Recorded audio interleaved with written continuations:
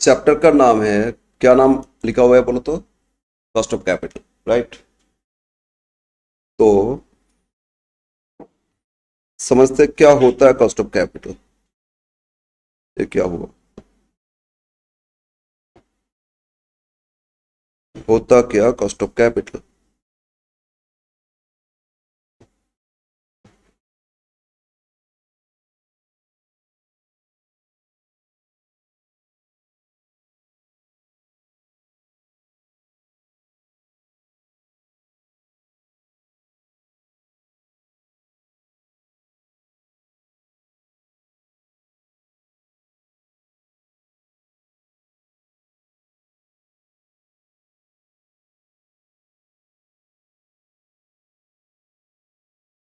तो first definition cost of capital का मतलब क्या? What is cost of capital?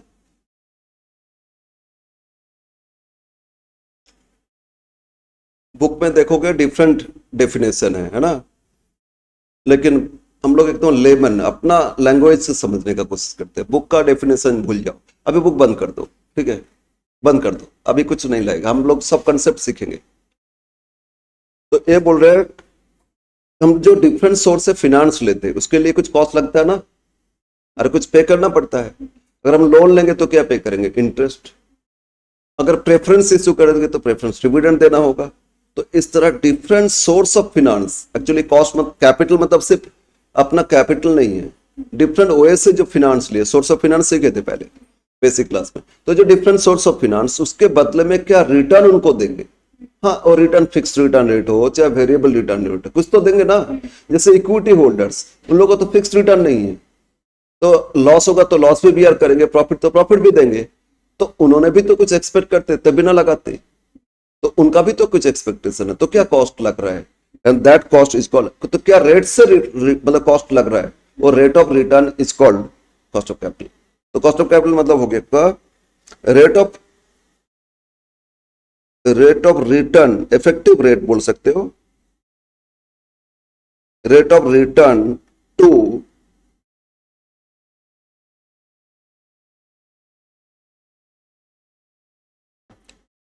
The holders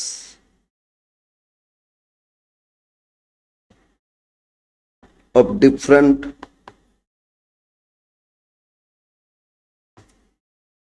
हाँ, rate of return of the holders, ठीक है, ऑफ डिफरेंट सोर्सेस, बहुत सारे ऑफ है फिनांस, फिनांस का डिफरेंट सोर्स है, तो सबको क्या रेट से रिटर्न देते ना। Actually most important factor for different source of finance, हम कौन सा सोर्स से पैसा उठाएंगे उसके लिए बहुत इंपॉर्टेंट है। प्लस ये क्यों करते हैं, एक, अगर वो मेरा कॉस्ट मिनिमम होगा, ओवरऑल सबका कॉस्ट मिनिमम होगा ना, तो मेरा प्रॉफिटेबिलिटी बढ़ जाएगा। रिटर्न देंगे उन लोगों को कम और हम कमाएंगे ज्यादा, तो प्रॉफिट बढ़ जाएगा ना। तो ये कंपनी का ऑलवेज ये टारगेट रहता है कॉस्ट को मिनिमाइज करना, और कॉस्ट मिनिमाइज तो वैल्यू मैक्सिमाइज। तो ये प्रॉफिट मैक्सिमाइज नहीं, वेल्थ मैक्सिमाइजेशन क्राइटेरिया के हिसाब से कॉस्ट को मिनिमम करना जरूरी होता है। और कैसे मिनिमम किया जाएंगे वो तो एनालिसिस करके पता चलेगा। तो डिफरेंट सोर्स ऑफ फिनांस उसको क्या रेट से रिटर्न दे रहे, और return rate is called cost of capital. समझ में ना? तो इसमें आ जाते हैं पॉइंट कि सर क्या क्या सोर्स है, अगर क्या क्या सोर्स से फिनांस लेते हैं और उसका रिटर्न क्या होगा, ठीक है ना। तो पॉइंट 2 आ जाओ, different source of finance, different sources of finance. तो सोर्स तो इंटरनल और एक्सटर्नल सोर्सेस है, तो हम लोग एक्सटर्नल सोर्स का पहले देखते हैं। पॉइंट ए लिखो, एक्सटर्नल सोर्स, एक्सटर्नल सोर्सेस। एक, हम लोग लोन ले सकते, बैंक में गए लोन लिए, लोन भी तो ले सकते ना। तो लोन, एक हो गया, क्या हो गया, लोन। दूसरा इसके नीचे डिबेंचर, कंपनी लोन लिए, कंपनी डिबेंचर इशू किए या and bonds,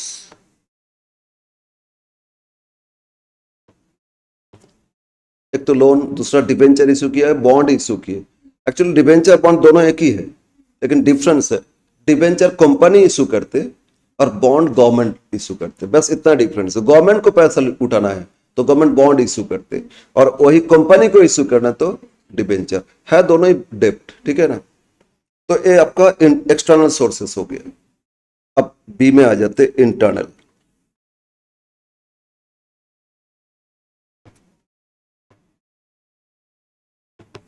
internal sources, internal sources में फर्स्ट इंटरनल तो मालिक का पैसा है ना, मालिक का, तो मालिक क्या क्या देते, कंपनी का सोचो। पर्सनली तो मेरा प्रोप्राइटर बिजनेस, हम कैपिटल लेके आएंगे और तो कुछ ऑप्शन ही नहीं है। लेकिन इसमें क्या होता है, इक्विटी शेयर्स भी होता है, प्रेफरेंस भी होता है ना। तो एक तो प्रेफरेंस शेयर्स, प्रेफरेंस शेयर्स, दूसरा इक्विटी शेयर्स, दूसरा क्या हो गया आपका इक्विटी शेयर्स, ये सब इशू करते है ना। एक और है इसमें, that is retained earning.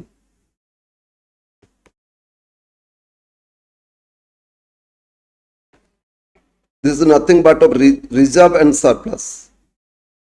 Company profit कमाए, रिजर्व रखे, तो वो भी तो रख लिए ना, वो पैसा भी तो अप्लाई करेंगे, तो ये भी तो एक सोर्स है। अभी हमारा प्रॉफिट आया, अच्छा खासा प्रॉफिट आ गया, तो उसी से ही तो फिर हम इन्वेस्ट कर सकते हैं, ठीक है ना। तो रिटेन अर्निंग्स, ये भी एक सोर्स ऑफ फाइनेंस। तो इंटरनल सोर्स में तीन है, क्या क्या है बोलो, प्रेफरेंस, दूसरा क्या इक्विटी, और थर्ड क्या रिटेन अर्निंग्स। और एक्सटर्नल सोर्स में दो है, एक लोन लेंगे, नहीं तो डिबेंचर बॉन्ड इश्यू करेंगे, क्लियर है ना। और भी ये पब्लिक डिपॉजिट एक्सेट्रा है, बहुत सारे वो थ्योरी में पढ़े हुए, यहाँ कॉस्ट में मेनली यही सब कैलकुलेशन करोगे, ठीक है। यस, अब एक एक का कॉस्ट क्या होगा, ये तो सोर्स देखे ना, हम लोग चैप्टर करें कॉस्ट, तो नेम ऑफ कॉस्ट यहाँ एक बार लिखते नेम, और कॉस्ट का रेट तो पता करेंगे, इसमें साइड में लिख देते, यहाँ एक बार लिख लो नेम ऑफ कॉस्ट। ये जो खर्चा मेरा है तो उसका कुछ नाम हम लोग देते, क्या क्या नाम हो सकता है बोलो। अगर लोन लिए तो क्या देंगे, इंटरेस्ट देंगे ना। तो ये जो मेरा खर्चा है, कॉस्ट है, वो क्या है, इंटरेस्ट है। तो लोन के लिए क्या हो जाएगा, इंटरेस्ट, समझ में आया। तो जो इंटरेस्ट रेट है ना, और रेट तो फिक्स्ड है, तो फिर सर कैलकुलेशन क्यों कर रहे हैं, वही तो हो जाएगा कॉस्ट ऑफ कैपिटल, वही तो मेरा रेट है ना। नहीं, हम लोग सीखेंगे आगे, फिलहाल ये समझते क्या क्या फिनांस, सॉरी क्या क्या जो फिनांस है उसके बदले में क्या कॉस्ट लगता है। बोलो डिबेंचर है, इसमें भी तो इंटरेस्ट देंगे, इसमें भी क्या देंगे, इंटरेस्ट देंगे। लेकिन डिबेंचर में सिर्फ इंटरेस्ट नहीं, एक और चीज लगता है खर्चा, क्या होता है समझो। हम डिबेंचर इशू किए एट पार, फिफ्थ सेमेस्टर में किए थे ना, रिडम्शन हो रहा है एट ए प्रीमियम। हम आपसे 100 रुपया लिए थे और 120 रुपया रीपे करेंगे, 20 रुपया प्रीमियम में, और हर साल इंटरेस्ट देते जाएंगे 10%। 10% तो मेरा इंटरेस्ट खर्चा लग रहा था, और आपसे लिए थे 100 रुपया, देंगे 120 रुपया भी तो मेरा कॉस्ट है ना।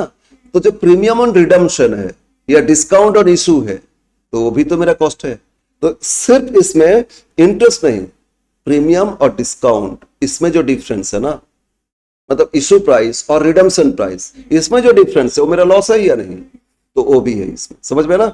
तो एक्चुअली वो क्या होता है, कैपिटल गेन और लॉस। तो मेरे लिए लॉस है, लेकिन कंपनी इन्वेस्टर्स के लिए क्या है, गेन है।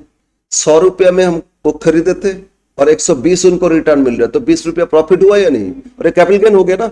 तो इसमें इंटरेस्ट के साथ साथ एक और चीज आ रहा है, क्या आ रहा है बोलो तो, कैपिटल गेन। किसके लिए गेन है, होल्डर्स के लिए, लेकिन कंपनी के लिए क्या हो जाएगा, कॉस्ट हो जाएगा ना। तो इसके साथ एक ऐड कर लेते, क्या ऐड करेंगे, कैपिटल गेन। कंपनी का कैपिटल लॉस नहीं है, कंपनी का एक्सपेंसेस है, समझ में ना। But holders point of view से देखेंगे तो कैपिटल गेन है, राइट, समझ में आया। ओके, अब आ जाते इंटरनल। प्रेफरेंस को क्या देते, बोलो बोलो, फिक्स डिविडेंड देते, फिक्स रेट से। तो इसमें हो गया प्रेफरेंस डिविडेंड, इसका कॉस्ट है ना। इसमें लिखो क्या है, प्रेफरेंस डिविडेंड। यहां भी याद करो, इसमें भी तो रिडम्पशन होता है at a premium issue, redemption किए थे ना, रिडम्पशन ऑफ प्रेफरेंस शेयर, तो इसमें भी जो है, इसमें भी तो कैपिटल गेन लॉस है, समझ में ना। तो इसमें फिक्स डिविडेंड भी देते प्लस रिडम्पशन इशू प्राइस में जो डिफरेंस वो भी तो लॉस है कंपनी का, तो इसमें क्या आएगा, कैपिटल गेन। अच्छा, गेन की जगह लॉस भी हो सकता है, गेन की जगह लॉस भी हो सकता है, बट हम लोग गेन मान के चलेंगे, ठीक है ना। और गेन किसका है बोलो, उनका गेन है, और कंपनी के लिए क्या है, कॉस्ट है, इसीलिए उसको कॉस्ट ऑफ कैपिटल माना है। समझ में आया। अब आ जाओ इक्विटी का। सर इक्विटी को तो फिक्स रिटर्न देते नहीं। अब प्रॉब्लम है, अगर एक कंपनी रेगुलर बेसिस डिविडेंड दे रहे हैं तो डिविडेंड भी हो गया, कॉस्ट हो गया ना, तो इसमें हो गया इक्विटी डिविडेंड। अगर दे रहे कंपनी तो इक्विटी डिविडेंड कॉस्ट आएगा, तो इक्विटी डिविडेंड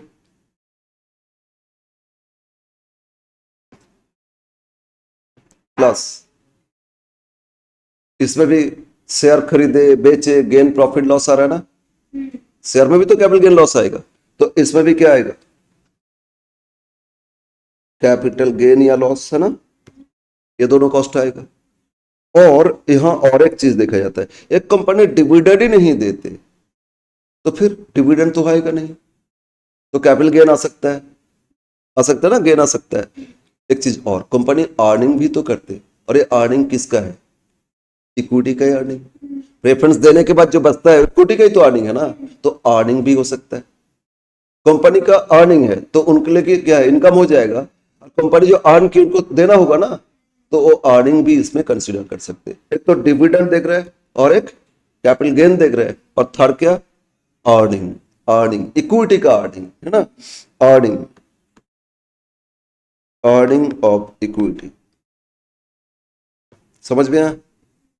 और नाउ लास्ट में आ जाओ, sir retain earnings, reserve and surplus, इस इन लोगों ने थोड़ी डिमांड करते हैं कंपनी प्रॉफिट आन की उसको रिजर्व रखे, तो उसमें किसको क्या होगा रिटर्न, और कंपनी इस पे थोड़ी रिटर्न देता है किसी को, नहीं।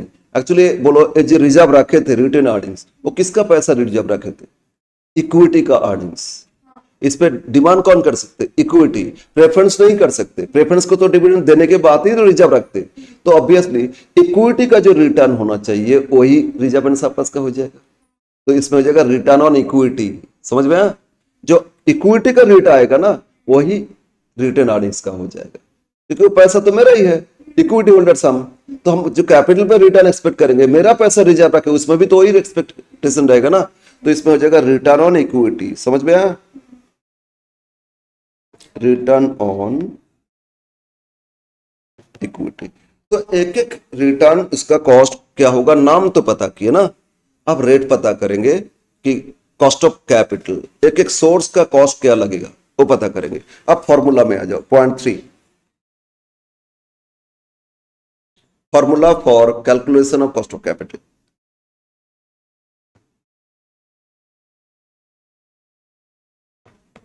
फॉर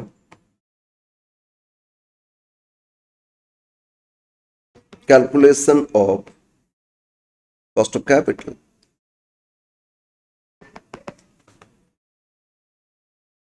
तो कितना फॉर्मूला आएगा बोलो, इज 5 डिफरेंट सोर्स हो गया ना, तो 5 डिफरेंट फॉर्मूला आ जाएगा, सबका अलग अलग फॉर्मूला होगा, सब में सेम फॉर्मूला नहीं, ठीक है ना। ओके, फर्स्ट लोन, एक लिखो, कॉस्ट ऑफ लोन, लोन के अगेंस्ट में कॉस्ट, इसका नाम क्या बोले थे, इंटरेस्ट है ना, लेकिन हम लोग यहाँ इंटरेस्ट नहीं बताएंगे, इंटरेस्ट तो है लेकिन उसी बेस पे कैलकुलेशन करेंगे। इसको शॉर्ट में डिनोट करते के एल, के कॉस्ट को के से इस पे डिनोट किया जा रहा है, ठीक है ना, सी नहीं, के एल, कॉस्ट ऑफ लोन, इस तरह नोटेशन हम लोग देते। अब इसको समझते क्यों, इसका फॉर्मूला क्या लगेगा। बेसिकली ये फॉर्मूला डिराइव करना सीखते। मान लो हम एक जगह से लोन लिए, एकदम बेसिक से समझो, हम एक जगह से लोन लिए, कितना का लोन लिए, से 20 लाख लोन लिए, बैंक से 20 लाख लोन लिए, बैंक बोला आपको इंटरेस्ट देना पड़ेगा कितना परसेंट, 10% पर एनम, तो मेरा 10% ही तो कॉस्ट है, होगा ना, रेट पूछ रहे ना। ओके, एक बार देखते, तो 20 लाख पे एक साल बाद हम कितना इंटरेस्ट देंगे, 20 लाख पे 10%, तो इंटरेस्ट पूरा एक्सपेंसेस मैंने कितना लगेगा, 2 लाख लगेगा, लगेगा ना। एक बार इसको डिबेंच जो जहां से लोन लिए थे बैंक के हिसाब से देखते, तो बैंक हमसे कितना रुपया कमाएंगे बोलो। बैंक से हम 20 लाख लोन लिए थे, 10% इंटरेस्ट देंगे, तो अगर 10% इंटरेस्ट देंगे तो 2 लाख इंटरेस्ट मिलेगा। किसको मिलेगा? बैंक को। बैंक का इनकम हो जाएगा कितना? 2 लाख। तो 2 लाख कितना पे कमाए? 20 लाख पे, तो 10% ही तो है ना, ऐसे तो 10% है। और अगर मेरे हिसाब से देखें, हम लोन लिए थे, हम 20 लाख पे 2 लाख दिए, तो 10% ही तो ये ना मेरा कॉस्ट है। लेकिन इसको हम लोग अल्टीमेट नेट इफेक्ट देखेंगे, इफेक्टिव रेट क्या देखेंगे। अच्छा, अगर बैंक कमाए 2 लाख तो बैंक इस कमाई पे भी तो टैक्स पे करेंगे या नहीं? अगर बैंक को 30% टैक्स पे करना है, ये 2 लाख पे 30% कितना? 60,000 टैक्स पे करेंगे। पे करने के बाद नेट उनका इनकम कितना रहेगा बोलो? 1,40,000 ही तो इनकम होगा ना। अगर इनकम पे टैक्स लगेगा तो बैंक को भी तो टैक्स देना होगा। तो अल्टीमेट तो 10% से कमाए थे, लेकिन टैक्स पे करने के बाद तो इनकम कम हो गया, तो कितना आ गया बोलो? 1,40,000। एक्चुअली बैंक कितना कमाए? 1,40,000 कमाए हमसे, है ना। लेकिन इन्वेस्ट कितना किए थे? 20 लाख। तो 20 लाख पे 1,40,000, तो रिटर्न तो कम हो जाएगा ना, होगा या नहीं? तो जो 10% था वो कुछ और है, अल्टीमेट कितना इनकम किए वो देखो, समझ में ना। तो बोलो 1,40,000 पे 20 लाख इंटू 100 करोगे, परसेंटेज आ जाएगा, ये देखो 7% होता है, ठीक है ना। तो बोलो एक्चुअली कॉस्ट कितना परसेंट है? एक्चुअली रिटर्न बैंक को कितना मिला? 7% ही तो मिला ना, 7%। तो कॉस्ट ऑफ कैपिटल भी 7%। सर क्यों? कॉस्ट तो मेरा है, बैंक का तो कमाई पे वो टैक्स देके ही हुआ ना। अच्छा, तो फिर मेरे लिए ये टैक्स क्यों देखा जा रहा है? मेरा तो 10% होना चाहिए ना। नहीं, अगर मैंने 2 लाख इंटरेस्ट पे किए, तो हम लोग जब प्रॉफिट फाइंड करते EBIT लेस इंटरेस्ट पे कर देते, माइनस कर देते 2 लाख, माइनस करके जो बैलेंस है उस पर ही तो टैक्स देते। तो मेरा बोलो टैक्स बर्डन कम होगा या नहीं? 2 लाख एक्सपेंसेस चार्ज करेंगे तो टैक्स तो 2 लाख पे मेरा कम पे करना पड़ेगा। अगर इंटरेस्ट नहीं दिखाते तो फिर मेरा तो टैक्स तो एक्स्ट्रा पे होता। बोलो ये जो 2 लाख एक्सपेंसेस दिखा दिए, तो 2 लाख पे 30% अगर मेरा टैक्स है, तो 60,000 मेरा भी तो टैक्स बेनिफिट आ रहा है।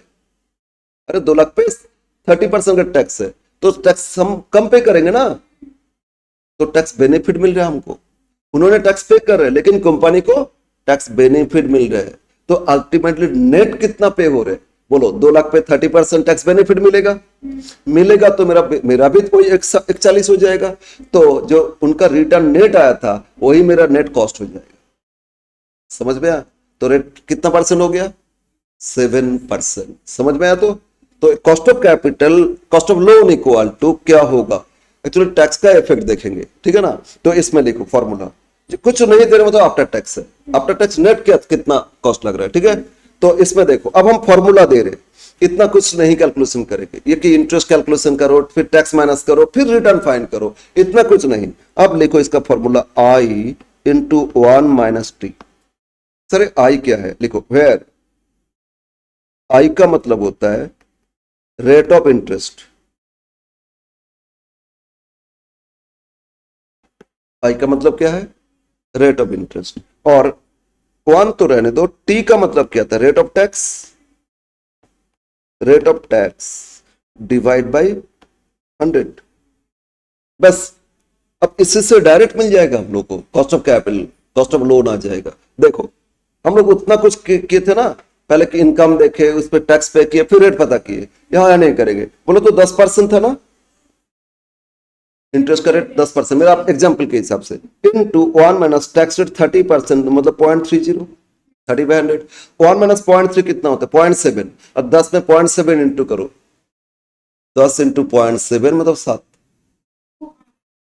कितना आ गया? 7 ही तो आ गया ना, बस 7% आ गया ना। तो देखो डायरेक्ट आ जाएगा। तो cost of capital equal to cost of loan, cost of loan equal to क्या हो रहा है? I into 1 - T। बस इतना सही हो जाएगा कैलकुलेशन। आपको डिटेल्स नहीं देखना, कितना टोटल इंटरेस्ट है, उसमें टैक्स बेनिफिट कितना, नेट कितना है, फिर रेट पता करो, इतना कुछ नहीं करके डायरेक्ट ये फॉर्मूला लगा दो। समझ में आया? बोलो बोलो, समझ में आया या नहीं? तो ये हो गया कॉस्ट ऑफ कैपिटल। और क्या बोले? कुछ नहीं देने का मतलब ऑलवेज आफ्टर टैक्स ही माना जाता है। तो कॉस्ट ऑफ कैपिटल कितना हो जाएगा? बोलो बोलो कितना हो जाएगा? 7% हो जाएगा। तो फॉर्मूला क्या आ गया बोलो तो, I into 1 minus T. Clear है? ओके। अब आ जाते हैं सेकेंड कॉस्ट। हाँ, के एल, कॉस्ट ऑफ लोन मतलब के एल, है ना। सबको कॉस्ट तो के से डिनोट करेंगे, लोन तो एल, डिवेंचर तो डी, है ना, प्रेफरेंस तो पी, और इक्विटी तो ई, इस तरह डिनोट करेंगे। ओके, से हम नहीं, सबको ही करते हैं, ये ट्रेडिशन यूज होता है, ठीक है ना। जैसे हम लोग ऑपरेटिंग लिवरेज सीखे, डीओएल टर्म यूज करते हैं, degree of operating leverage, degree of financial, DFL, ये सब टर्म यूज होता है कॉस्ट में, ठीक है। तो सेकेंड कॉस्ट में आ जाओ, लिखो सेकेंड कॉस्ट। सेकेंड कॉस्ट क्या है? कॉस्ट ऑफ डिबेंचर या बॉन्ड्स, है ना। तो कंपनी का करेंगे तो डिबेंचर ही आएगा, तो बॉन्ड का देखना नहीं है। यस, कॉस्ट ऑफ डिबेंचर, तो इसमें टर्म यूज करोगे के D. Okay, cost of debenture. अब डिबेंचर में प्रॉब्लम क्या, एक तो यहां देखो, एक इंटरेस्ट भी होता है और एक कैपिटल गेन भी होता है ना, तो दोनों चीज देखना होगा, दोनों चीज, है ना। तो इसमें आपको दो फॉर्मूला सीखना है। पॉइंट ए लिखो, पॉइंट ए लिखो, इफ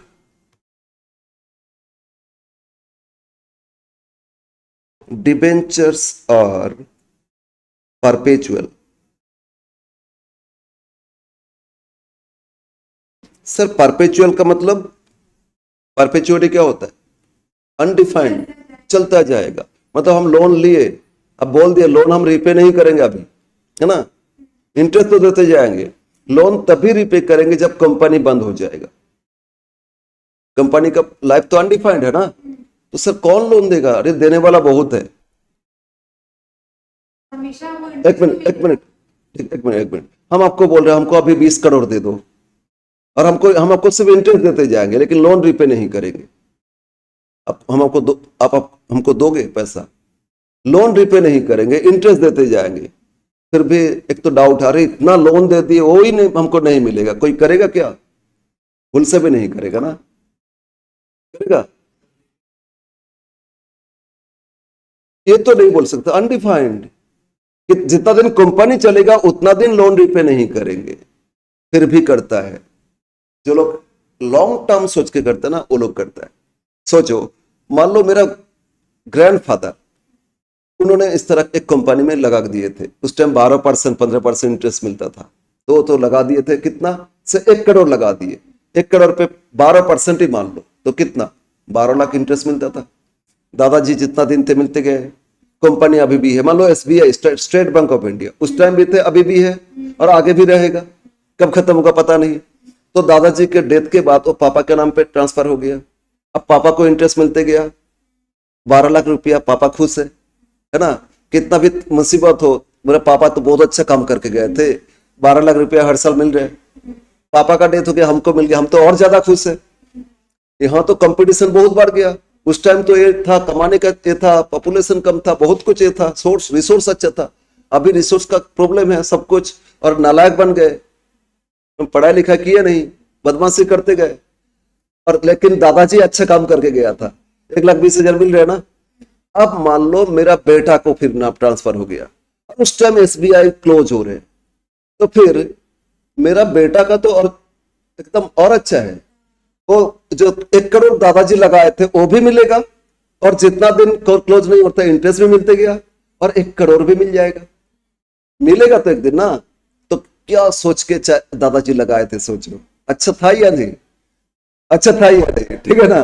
तो लॉन्ग टर्म सोच के कोई कोई लगाता है, लेकिन अभी सेबी आके ना बोल दी ये सब इन्वेस्टमेंट नहीं चलेगा, डिबेंचर तो रिडीमेबल होना चाहिए, लोन भाई लोन रिपे नहीं करोगे ऐसा कंडीशन नहीं लगा सकते, सेबी आके रोक दिए। लेकिन ये सब पहले होता था, पहले जो लोग करके गए थे वो लॉन्ग टर्म सोच के किए थे, जो लोग इन्वेस्ट किए थे, ठीक है ना, समझ में है ना। यस, तो खैर, तो अगर ऐसा टर्म यूज करें परपेचुअल, क्वेश्चन में ना ये टर्म यूज करेंगे, परपेचुअल है और ये रिडीमेबल है, परपेचुअल में लॉन्ग टर्म चल रहा है, रिडीमेबल तो रिडम्पशन होगा, तो ये दो सिचुएशन पे कैलकुलेशन करेंगे, समझ में आया। ओके, तो इफ द डिबेंचर और परपेचुअल मतलब नॉट रिडीमेबल, है ना, नॉट रिडीमेबल, साइड में लिख दो।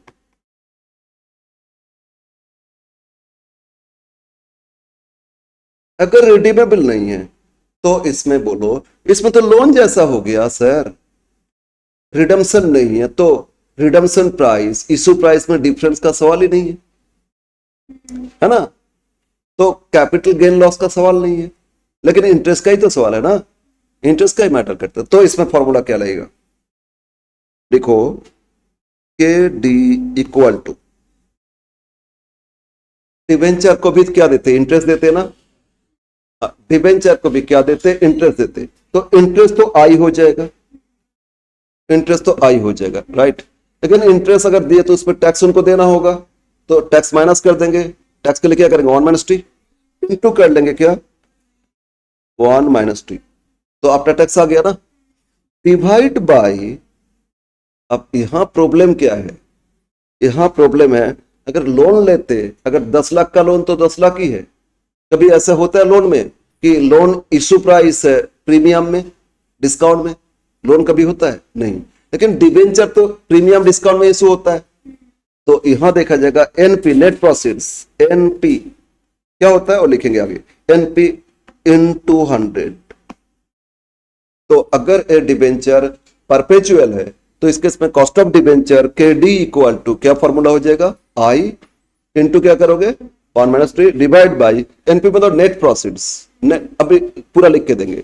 तो वेयर डिटेल्स आप लिखो, आई का मतलब होता है रेट ऑफ इंटरेस्ट था ना, देखो ऊपर लोन में रेट ऑफ इंटरेस्ट था, लेकिन यहां रेट ऑफ इंटरेस्ट नहीं, इंटरेस्ट पार डिबेंचर, एक डिबेंचर पे कितना इंटरेस्ट आएगा वो देखना है। देखो इसमें इंटरेस्ट पार डिबेंचर,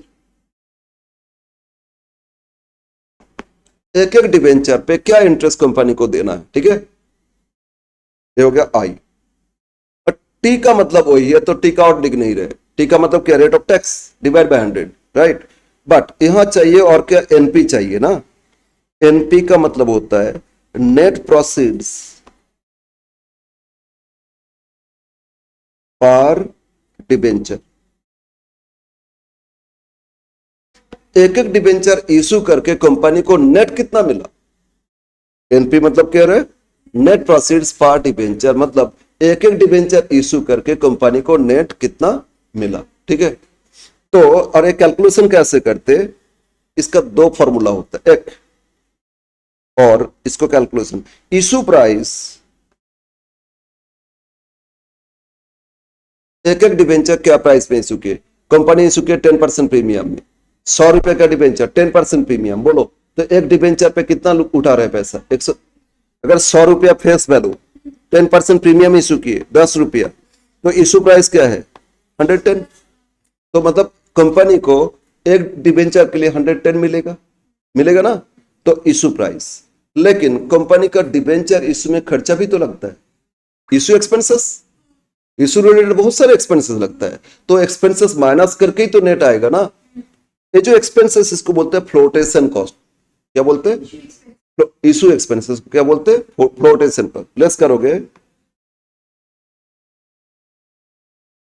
फ्लोटेशन कॉस्ट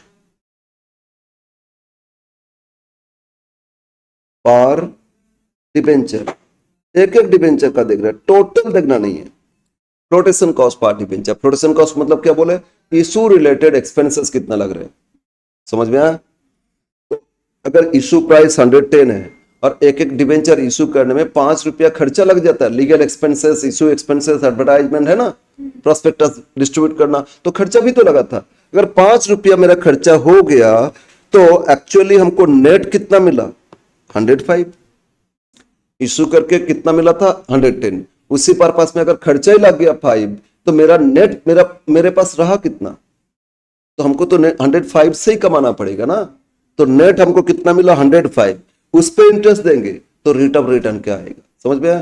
तो इशू प्राइस से क्या माइनस करोगे, बोलो बोलो क्या माइनस करोगे, फ्लोटेशन कॉस्ट या फ्लोटेशन एक्सपेंसेस पर डिबेंचर। फ्लोटेशन एक्सपेंसेस का मतलब और क्या बोले थे, एक्सपेंसेस रिलेटिंग टू इशू, ठीक है, समझ में आया। और एक, अगर अभी इशू लेके आए तो इशू प्राइस है, लेकिन ऑलवेज तो इशू नहीं होता है, एक बार इशू किए, हर साल हर दिन इशू थोड़ी करते डिबेंचर, तो अदरवाइज दूसरा हो सकता है, आज वैल्यूएशन करे, इशू हुआ था 3 साल पहले, तो आज तो इशू प्राइस नहीं होगा ना, तो आज मार्केट में क्या दाम है, क्या देखना होगा, मार्केट प्राइस। तो इसमें दूसरा ऑप्शन हो गया मार्केट प्राइस माइनस, इसमें भी फ्लोटेशन कॉस्ट पर डिबेंचर। सर मार्केट प्राइस में, अरे खरीदने में भी तो खर्चा लगता है, बेचने में भी तो खर्चा लगता है ना, लगता है या नहीं, तो माइनस करके ही तो आएगा नेट, समझ में आया ना। तो दो चीज है, मार्केट प्राइस से बाई करेंगे तो उस पर फ्लोटेशन खर्चा लगेगा, माइनस करके नेट हो जाएगा। सेल करेंगे तो जितना सेल करके मिला उससे माइनस करके ही तो नेट आएगा ना। तो इसीलिए मार्केट प्राइस से लेस करोगे, क्या लेस करोगे, फ्लोटेशन कॉस्ट। क्लियर है, तो नेट प्रॉफिट आ गया, बस अब फॉर्मूला में पुट कर दोगे तो आ जाएगा कॉस्ट ऑफ डिबेंचर। ठीक है, समझ में आया। इसमें हम एग्जाम्पल लेंगे एक, इसमें हम एक एग्जाम्पल लेंगे, अभी अपने से देख लेंगे, अभी स्टार्टिंग में देखना नहीं है, एग्जाम्पल लिखो। कॉस्ट ऑफ लोन में नहीं लिखे, वो तो एग्जाम्पल से समझाए थे, लिखना नहीं उसमें, बट यहीं से example. X limited issued, x limited issued 20,000 12% debentures, ₹50 each. X Limited issued 20,000 12% debenture, ₹50 each, at a premium of 10%. At a premium कितना, 10%. Expenses for issue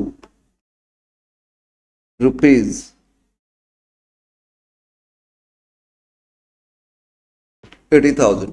issue related expenses लगा, कितना एक्सपेंसेस लगा, 80,000. रेट ऑफ कॉर्पोरेट टैक्स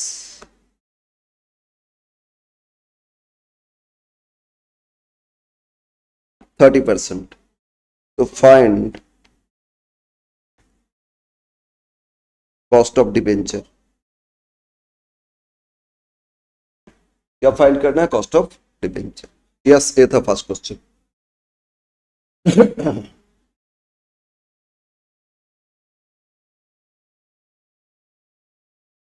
लिख लिए, तो एक बार formula लिखते, solution.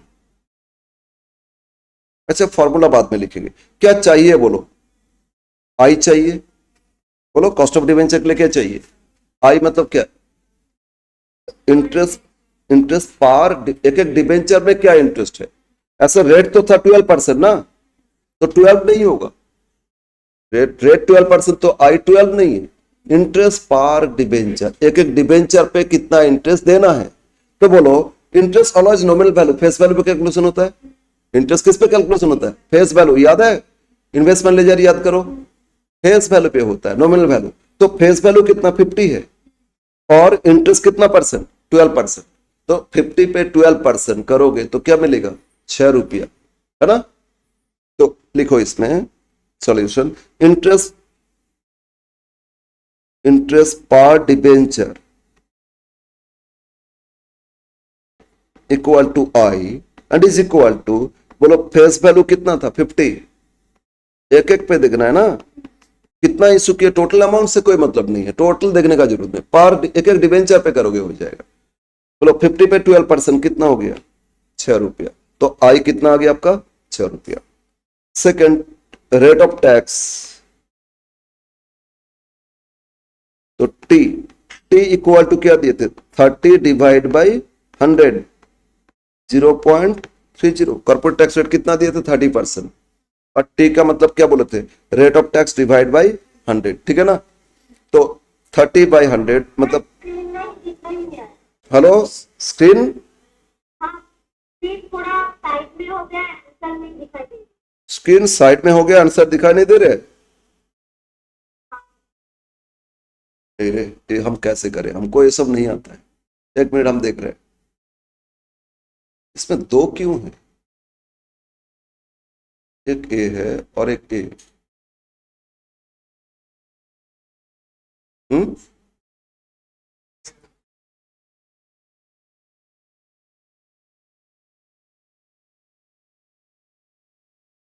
इसमें दो क्यों है? फिर एक काट देंगे तो फिर बाई चांस नहीं आएगा।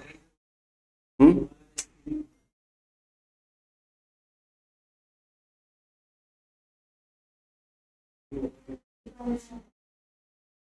एक बार काट के देखे इसको। इसको काटने से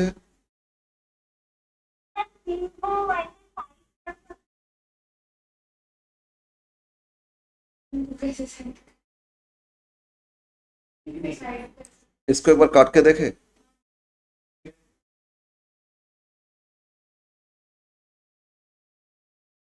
हम्म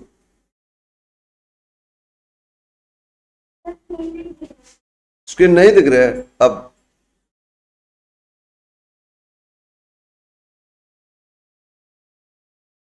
ओह, अच्छा पहले दिख रहा था, अब नहीं दिख रहे? ओह, अच्छा वो काट दिया ना, वो पोर्शन ही था, ये नहीं था। ओह, एक बार जाओ तो उधर सामने जाओ ना, होगा उसमें होगा उधर।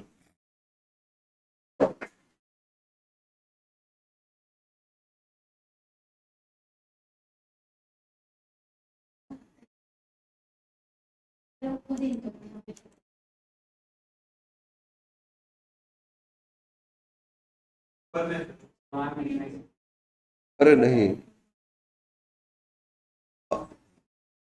कहाँ गया?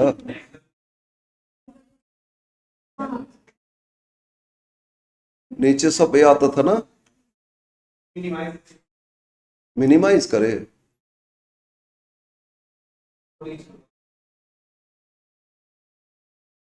ये क्या कहाँ चला गया? ए वाला? अच्छा वो तो फिर अच्छा अच्छा, लेकिन ये तो फिर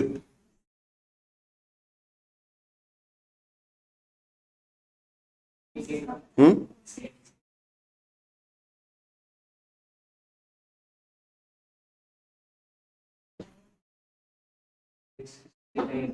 हम्म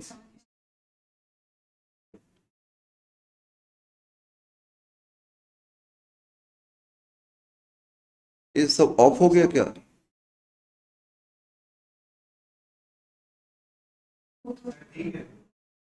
नहीं, अच्छा अच्छा ठीक है, अब ठीक है। हेलो, अब बोलो, अब स्क्रीन, अब स्क्रीन ऑफ हो गया फिर।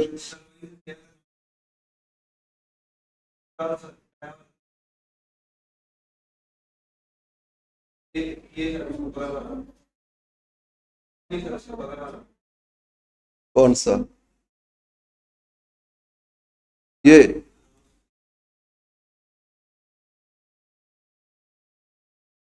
विंडोज?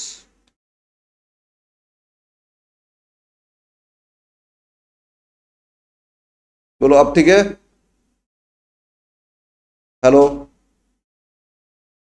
क्या होते जा रहा है? अब ठीक है। हमको ना 1 साल पूरा ट्रेनिंग लेना पड़ेगा इसका, इसके बाद हमसे हो पाएगा। ओके, करते आप। तो बोलो इसमें क्या दिए थे? सॉरी, इसको पॉज तो नहीं किए थे? हाँ, स्टॉप कर दिए, ठीक। ठीक है ठीक है ठीक है। ओके। हाँ,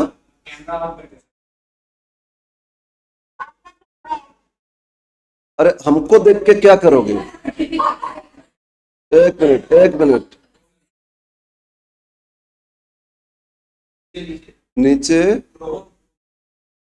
यहाँ? इसमें? ये हाइट सब क्यों दिख? Height?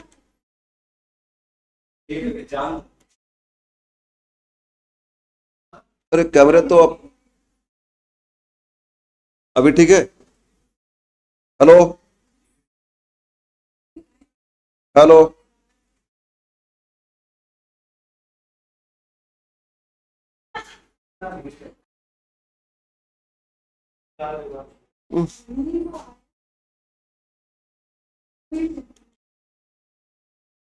You are sharing your screen. Share तो स्क्रीन किया हुआ है ना। हम्म। शेयर वाला। सो यहाँ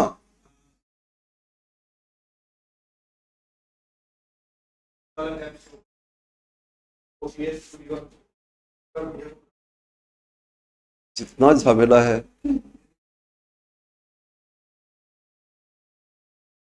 ये तो नहीं कर रहे फिर।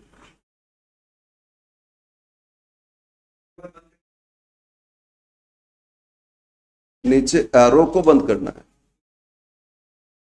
ये स्टॉप शेयरिंग विंडोज। ये शेयर। अब बोलो ठीक है। अब ठीक है, अब करो। ओफ। अब बोलो एकदम ठीक है तो। हेलो। हेलो। पूरा स्क्रीन दिख रहा है पूरा।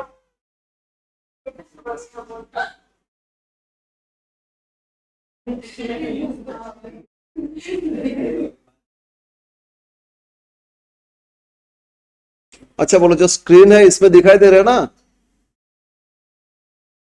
हाँ पूरा दिख रहा है, ठीक है। बस बस ठीक है, अब आराम से करो। हमको देखने का कोई जरूरत नहीं है, ठीक है ना। इमेजिन करो हम तुम्हारे सामने बैठे हैं। ओके। तो एक क्वेश्चन था। डिबेंचर परपेचुअल मतलब इरिडीमेबल। तो इंटरेस्ट पार डिबेंचर आई, तो एक एक डिबेंचर का फेस वैल्यू पे कैलकुलेशन करते। 50 रुपीज था, उस पर 12%, तो कितना होता है 6 रुपया आई। और रेट ऑफ टैक्स टी 30% बोले थे, तो 30/100 कितना हो गया 0.30। तो आई मिल गया, टी मिल गया, और क्या चाहिए एनपी। एंड नेट प्रोसीड्स लिखो, नेट प्रोसीड्स पर debenture, that is NP equal to.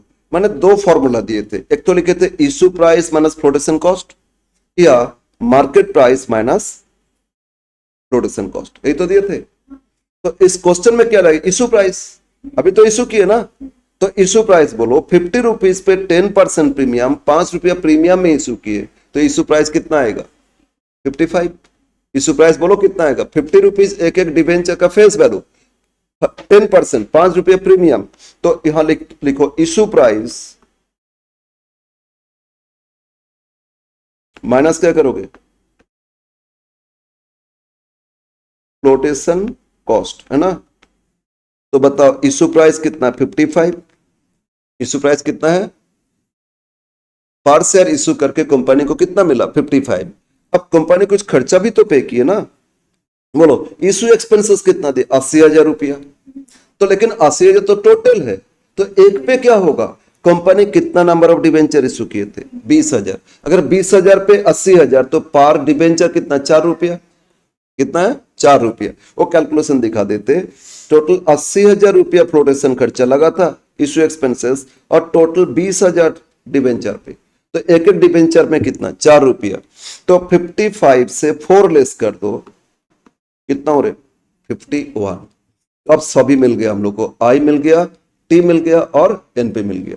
therefore KD cost of debenture equal to, formula क्या था, I into 1 - T divide by NP into 100।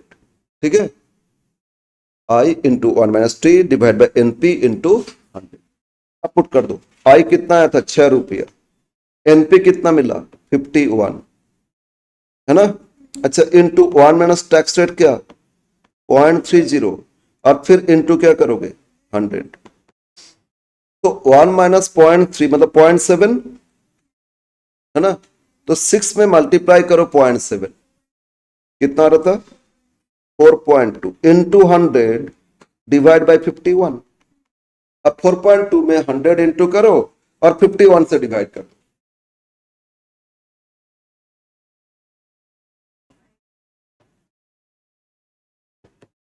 3 decimal तक ले लेते, 8.235%। ठीक है, तो कॉस्ट ऑफ डिबेंचर कितना परसेंट आ गया?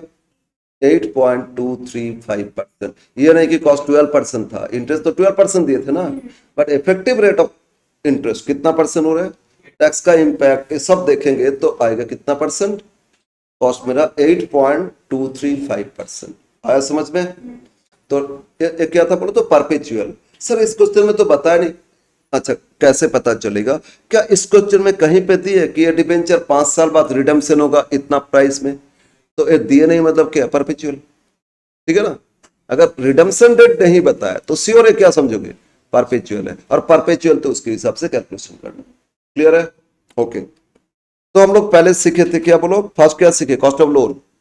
कॉस्ट ऑफ डिबेंचर अभी एक पार्ट सीखे। कॉस्ट ऑफ डिबेंचर का बोलो if the debenture are perpetual.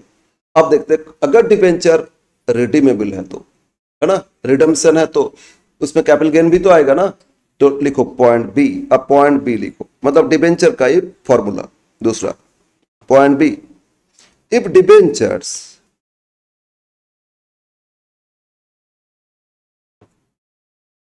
Are redeemable. If debentures are redeemable मतलब इस डिबेंचर को रिडम्पशन किया जाएगा आफ्टर सर्टेन पीरियड। ठीक है, यहाँ प्रॉब्लम हो रहा है बहुत सारा, किन नहीं हो रहा है, और एक्चुअली हमको तो आता नहीं। ये लोग बोलते हैं, ये लोग बोलते हैं, फिर भी हम उल्टा पुल्टा कर देते हैं। ये क्लोज कर दे रहे क्या फुल स्क्रीन वाला? ये फुल स्क्रीन में चलता रहता है ना, ये इसको क्लोज मत करिएगा, ठीक है? अच्छा,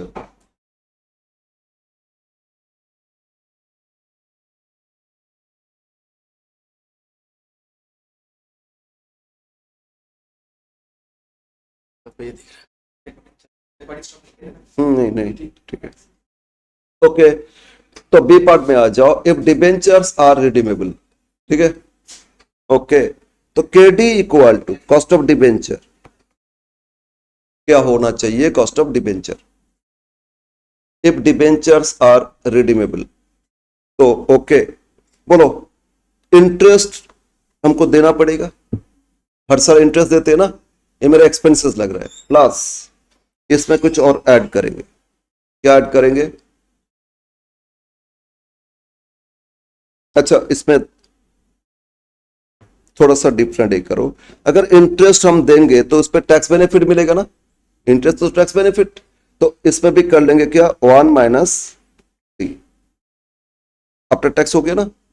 बोलो अभी इरिडीमेबल था, उसमें तो किए थे आई इंटू 1 माइनस टी, लेकिन साथ में यहां जोड़ना होगा।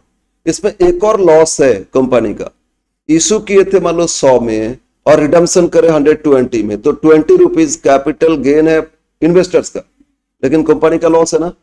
अब अगर ये लॉस है 20 रुपीज, मतलब 100 में इशू किए थे, 120 में रिडम्पशन, तो जो डिफरेंस कितना आया था? 20 लॉस है।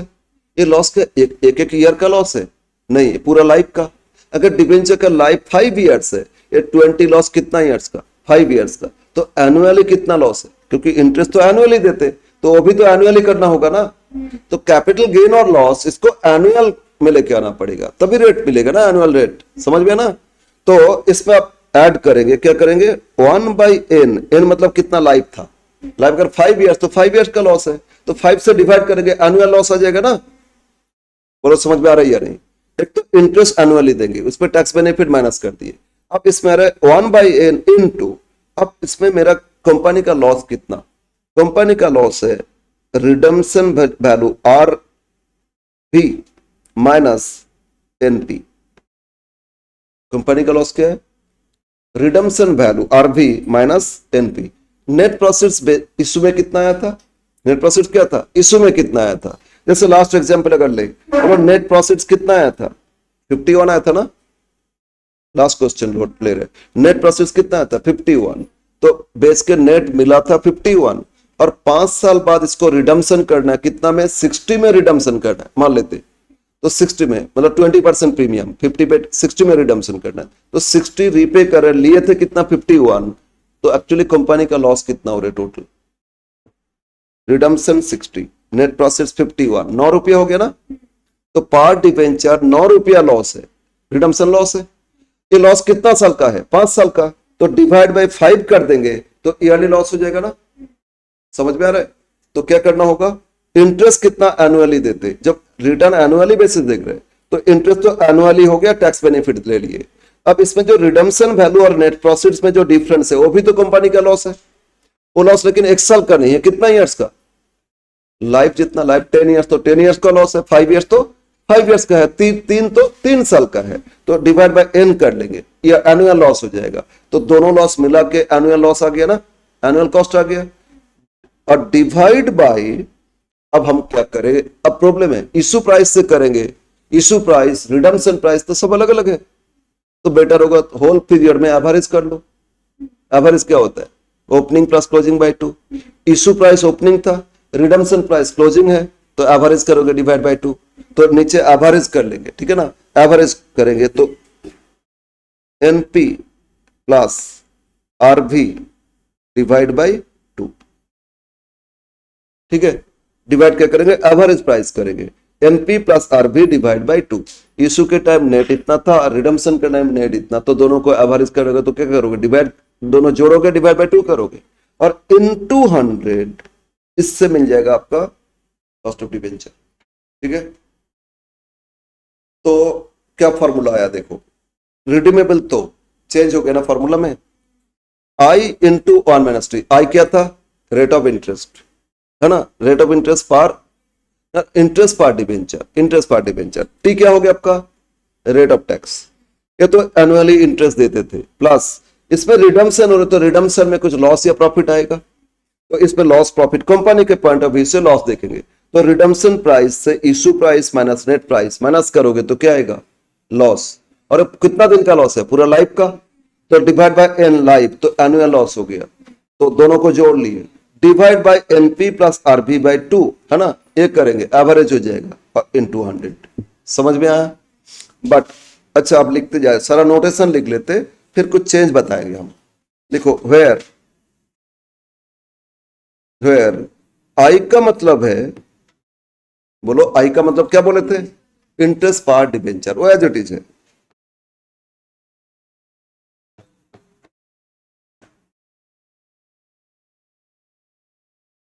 और टी नहीं लिख रहे, टी तो पता है ना। अच्छा इसे एन लिखे थे, एन का मतलब क्या है, लाइफ ऑफ डिबेंचर्स, है ना। कितना साल बाद रिडम्पशन करना है, आज से कितना साल बाद, वो आगे जो फ्यूचर पीरियड है वही हो जाएगा एन, ठीक है। एंड आरवी का मतलब क्या, रिडम्पशन प्राइस या रिडम्पशन वैल्यू पर डिबेंचर। एक एक डिबेंचर क्या प्राइस में रिडम्पशन करेंगे, क्या रिडम्पशन वैल्यू है, ठीक है ना। प्रीमियम तो प्रीमियम, डिस्काउंट तो डिस्काउंट, ठीक है। और एनपी तो पहले भी लिखे थे, एनपी क्या था, नेट प्रॉफिट्स, ओके। तो ये था फॉर्मूला, क्या फॉर्मूला लगेगा, I into 1 minus T plus 1 by N into RB minus NP divide by RB plus NP by 2 करो या एनपी प्लस आरबी बाई 2 करो, ओपनिंग प्लस क्लोजिंग बाई 2, है ना। एनपी क्या था, इशू प्राइस ओपनिंग था, और रिडम्पशन तो क्लोजिंग होगा ना, डिवाइड बाई 2 इनटू 100, ये हो गया रेट ऑफ रिटर्न। क्लियर है। लेकिन लेकिन एक चीज ध्यान दो, सर हम इंटरेस्ट एक्सपेंसेस था, इसमें टैक्स बेनिफिट मिला, क्या ये जो लॉस है ये भी तो टैक्स बेनिफिट है, अमोर्टाइज करते हैं हर साल पीएल में, टैक्स बेनिफिट यहां मिलता है ना। तो एक्चुअली ये टैक्स बेनिफिट अगर मिलेगा तो यहां भी टैक्स माइनस करेंगे, और नहीं मिला तो माइनस नहीं करेंगे। सर कैसे पता चलेगा, अच्छा आप लोग टैक्स में उतना पढ़े नहीं, टैक्स में अगर कैपिटल गेन है, लॉन्ग टर्म कैपिटल गेन होता है ना, तो लॉन्ग टर्म कैपिटल गेन कुछ up to certain extent exempted होता है, और उससे ऊपर होगा तो टैक्सेबल। 1 लाख से ज्यादा गेन है तो एग्जाम्प्टेड होता है लॉन्ग टर्म, 1 लाख से ज्यादा टैक्सेबल होगा, और अप टू 1 लाख एग्जाम्प्टेड होता है। तो ये रूल चेंज होता रहता है, ये क्या होता है, रूल चेंज, कभी कभी फुल्ली एग्जाम्प्टेड कर दिया जाता है, कभी कभी सब में टैक्स लगा दिया जाता है। तो each and every year decision change होता है उसके हिसाब से। एफए में तो टैक्स डिसीजन नहीं देखता है ना, तो इसलिए बोल रहे हैं अगर ये टैक्स बेनिफिट टैक्स डिडक्टेबल है तो यहां भी टैक्स माइनस कर दोगे, और नहीं है तो नहीं करोगे। समझ में ना? तो इंटरेस्ट पे तो टैक्स बेनिफिट मिलेगा, यहां तो लगाओगे ईसीओ, लेकिन आरबी माइनस एनपी ये पोर्शन जो अमोर्टाइज करते हैं हर साल पीएल में, वो पोर्शन टैक्स बेनिफिट मिलेगा तो वहां भी टैक्स लगा दोगे, और नहीं मिला तो नहीं लगाओगे। समझ में ना? तो इसीलिए इसमें 1-2 लगेगा या नहीं क्वेश्चन में हम नीचे मेंशन कर देंगे। तो यहां लिख लो, and if RV minus NP, मतलब ये क्या था बोलो तो? Capital loss. हम लोग कंपनीज पॉइंट ऑफ व्यू से देख रहे हैं, होल्डर्स से debenture holders point of view से क्या गेन ही है ना? बोलो, debenture holders point of view से गेन है, लेकिन कंपनीज पॉइंट ऑफ व्यू से क्या? लॉस है। और ये लॉस है तो पीएल में चार्ज करेंगे तो टैक्स बेनिफिट मिल सकता है। इफ आरबी माइनस एनपी मतलब capital loss is a tax deductible expenses, if RB minus NP is a tax deductible expenses, तो 1 minus T should be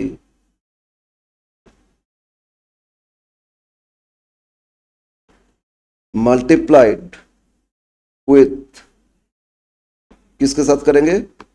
RB minus NP। अगर ये भी टैक्स डिडक्टेबल है तो हम लोग बस क्या करेंगे, यहां जो आरबी माइनस एनपी लिखे थे इसमें भी 1 - टी मल्टीप्लाई कर लेंगे, ठीक है? और अगर वो टैक्स डिडक्टेबल नहीं है तो 1 - टी मल्टीप्लाई नहीं करेंगे। समझ में आया? तो ये लास्ट में एक पॉइंट लिख दिए मैंने, क्लियर है? अच्छा, कुछ नहीं दिए क्वेश्चन में सर टैक्स डिडक्टेबल या नहीं, तो आप अजम्पशन ले लोगे it is also tax deductible, ठीक है? क्या मान लोगे? टैक्स डिडक्टेबल, दोनों जगह 1 - टी मल्टीप्लाई कर देना। आया समझ में? आया? तो एक example write down, another example. अभी कुछ नहीं, अभी फॉर्मूला लिख रहे हैं, फिर स्टार्टिंग मैथ से प्रैक्टिस करेंगे आगे। आज फॉर्मूला सीखते, बहुत लेंथी है, अभी तो इनिशियल स्टेज में है। Example 2, Y limited issued 5,000 10% debentures ₹100 each. Y Limited issued 10%, 5,000 10% debenture ₹100 each at a discount of 5%. At a discount of 5%. Redeemable, continue. Redeemable after 5 years at 10% premium. इसको 5 साल बाद रिडम्पशन भी करना है, क्या प्राइस में करना है? 10% premium. Issue expenses was ₹3 per debenture. एक डिबेंचर इशू में एक्सपेंसेस कितना लगता है? इशू रिलेटेड एक्सपेंसेस ₹3 पर डिबेंचर। सॉरी, नेक्स्ट लिखो, rate of tax is 40%. Find cost of debenture.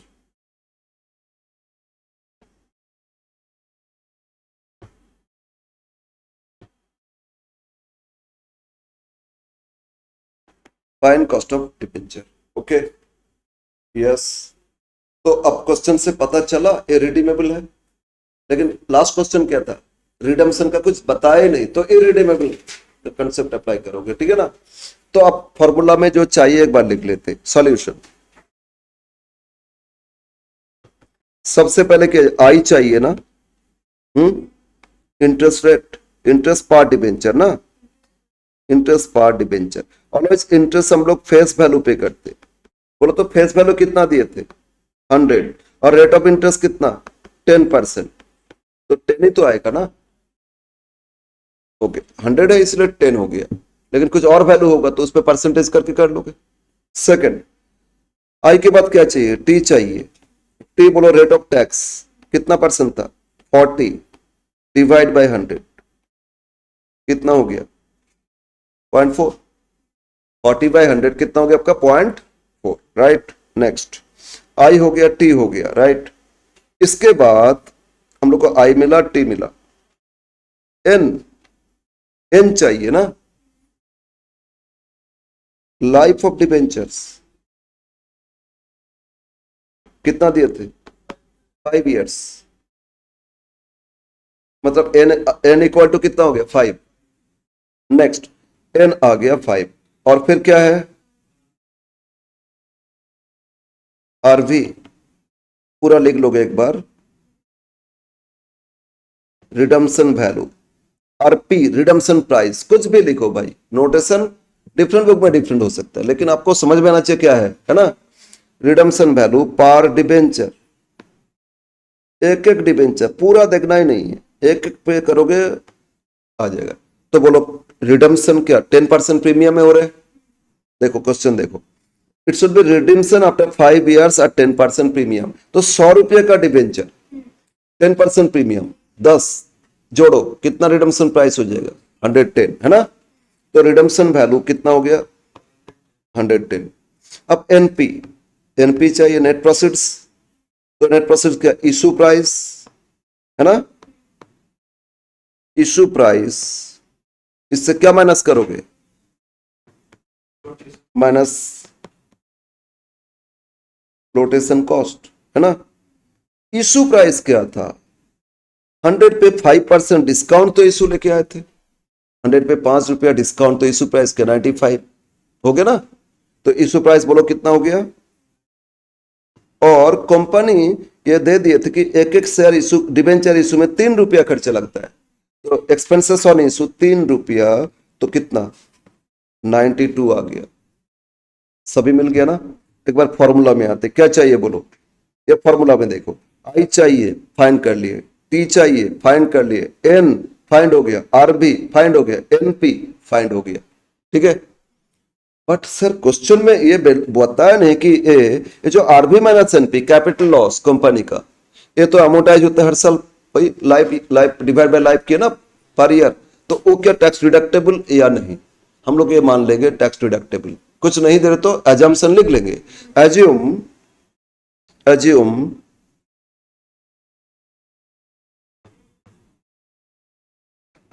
Loss on issue, इसको बोलते हैं loss on issue of debenture, ठीक है ना।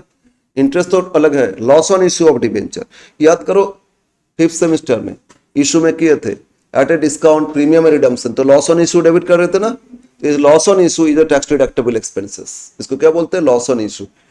Assume loss on issue of debenture is a tax deductible expenses, assume कर ली क्या ए tax deductible, तो क्या सब जगह ऑन माइनस टी इंटू कर लेंगे। देयरफॉर के डी इक्वल टू, के डी तो बोलो फॉर्मूला क्या था, पहले इंटरेस्ट देखते, इंटरेस्ट देंगे ना आई, उस पर टैक्स बेनिफिट लेंगे तो 1 माइनस टी प्लस, अब लाइफ कितना था 5 इयर्स था ना, इंटू आरबी, अच्छा फॉर्मूला लिख लो, फॉर्मूला लिखो फिर है ना, 1 माइनस एन लिखो पहले, इसके बाद सबका वैल्यू पुट करेंगे, पहले फॉर्मूला पूरा लिखोगे 1 by N into RB minus NP, यहां भी इंटू करेंगे ना 1 माइनस टी, टैक्स डिडक्टेबल मान लिए तो अभी तो 1 माइनस टी करोगे, डिवाइड बाय एवरेज करोगे ना, NP plus RV divide by 2 और इनटू क्या करोगे 100, ठीक है। तो कॉस्ट ऑफ डिवेंचर अगर रिडीमेबल है तो फॉर्मूला ए अप्लाई करोगे, I into 1 minus T plus 1 by N into RB minus NP, इसमें भी टैक्स डिडक्टेबल तो 1 minus T divide by average करोगे NP plus RB by 2 into 100, right.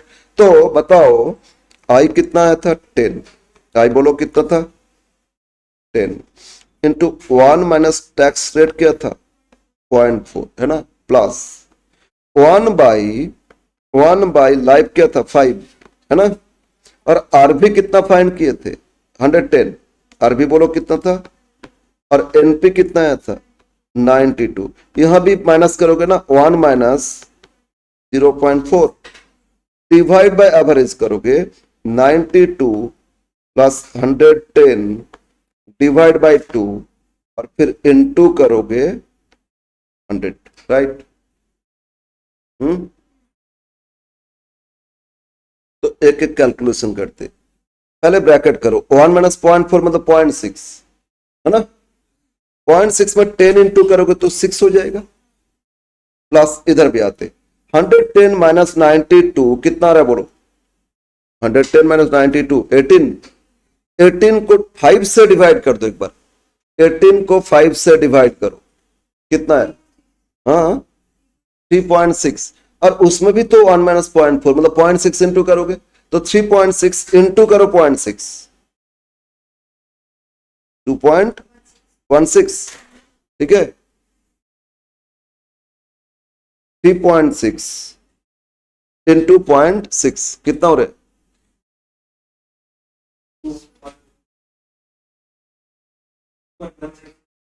है तो डिवाइड बाय अब एवरेज करो 92 प्लस 110 डिवाइड बाय 2 मतलब हो गया 202 बाय 2 105 101 105 नहीं 101 और इनटू 100 ठीक है 6 प्लस 2.16 तो 8.16 इंटू 100 बाय 101 करो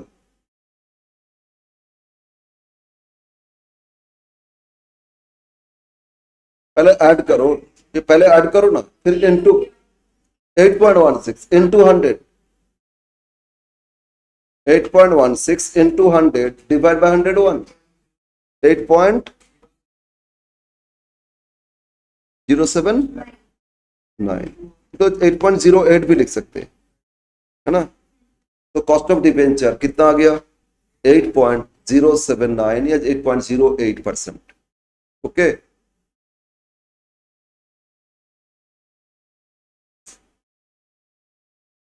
समझ में आया रिडीमेबल होगा तो चेंज है ना और इरिडीमेबल तो इजी है बट रिडीमेबल में चेंजेस है तो हम लोग सेकंड सीखे सेकंड क्या सीखे बोलो सेकंड क्या सीखे डिबेंचर का third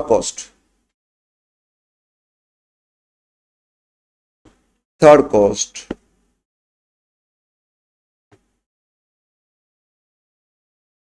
cost of preference share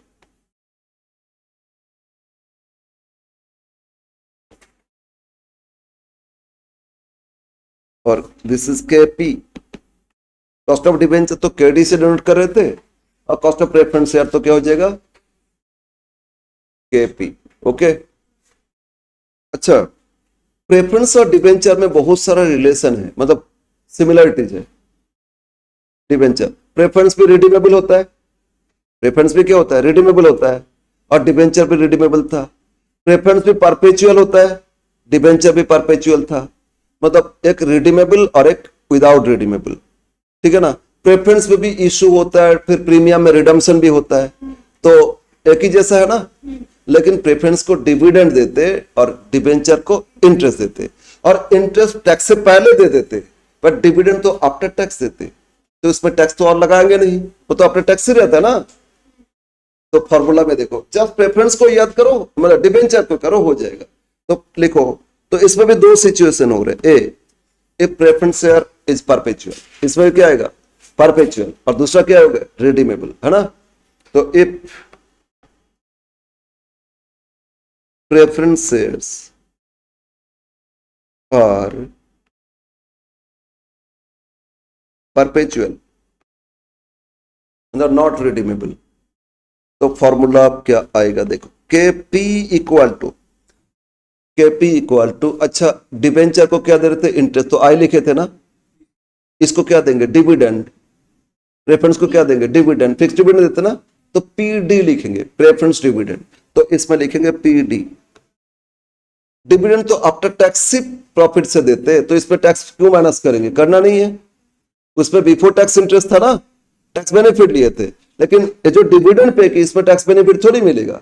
tax देने के बाद जो भी प्रॉफिट बचा उसी से तो डिविडेंड दिए थे, तो टैक्स इसमें लगेगा नहीं। समझ में आया? प्लस अब रिडीमेबल है क्या ना, ना तो प्लस क्यों करेंगे, तो छोड़ो इसको, इसमें टैक्स तो लगेगा नहीं। Divide by NP into 100। Debenture में क्या था, आई इंटू 1 - टी, इंटरेस्ट तो टैक्स बेनिफिट ले रहे थे, divide by net profits into 100, तो एक ही फॉर्मूला आ गया। लेकिन यहां तो डिविडेंड तो आफ्टर टैक्स ही देता है, तो इसमें टैक्स का इंपैक्ट नहीं दिखाना है। समझ में आया?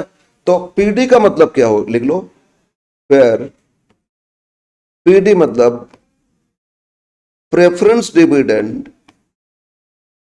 पर शेयर, है ना।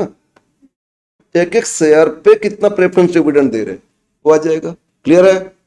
और एनपी का मतलब क्या है, नेट प्रोसीड्स। एक एक प्रेफरेंस इशू करके कितना आया था, issue price minus production cost, जैसे हम लोग डिबेंचर में किए थे। समझ में आया? तो हाँ, तो लिखो NP equal to net proceeds पर प्रेफरेंस शेयर। तो इसमें कैसे फाइंड करोगे, इशू प्राइस से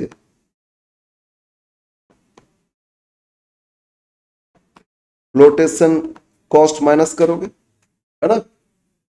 same as debenture, same as debenture, issue price से एक्सपेंसेस माइनस कर दिए तो नेट प्रॉफिट्स आ जाएगा ना। बोलो क्लियर है? एकदम सिमिलर है डिबेंचर जैसा। उसमें टैक्स बेनिफिट ले रहे थे, इसमें तो टैक्स पे करने के बाद टैक्स बेनिफिट नहीं ले सकते, तो जस्ट प्रेफरेंस डिविडेंड लिख लिए। क्लियर है? अब लिखो बी, अगर ए रिडीमेबल, तो एक साथ ए लिख लेते, रिडीमेबल का भी formula. If preference shares are redeemable, second में आ जाओ, इफ